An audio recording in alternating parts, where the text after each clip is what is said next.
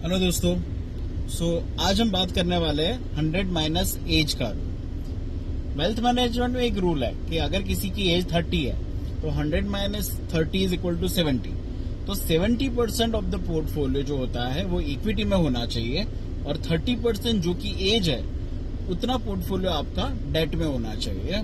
अगर इसको थोड़ा और एलेबोरेट करूं तो अगर जैसे गारंटेड रिटर्न प्रोडक्ट होती है, जैसे इंश्योरेंस प्रोडक्ट हो गई, फिक्स डिपॉजिट हो गई, उसमें आपका अगर 100 करोड़ का पोर्टफोलियो है तो 30 इयर्स के एज के पर्सन के लिए 30 करोड़ होना चाहिए डेट में, गारंटेड रिटर्न प्रोडक्ट में।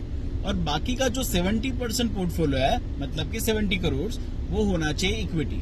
Now equity could be direct equity हो सकता है, म्यूचुअल फंड हो सकता है, पीएमएस हो सकता है, एआईएफ हो सकता है, अनलिस्टेड इक्विटी हो सकता है। बहुत सारे जंक्शन है एक्सपोजर लेने के लिए।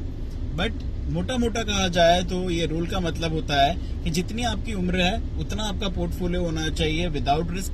एंड बाकी का जो आपका पोर्टफोलियो है 70% portfolio in case of 30 year age, वो होना चाहिए आपका रिस्क वाला, जो आपको थोड़ा एक्स्ट्रा रिटर्न जनरेट करके देना है। तो इसको कहते हैं 100 minus age. Thank you, see you in next video.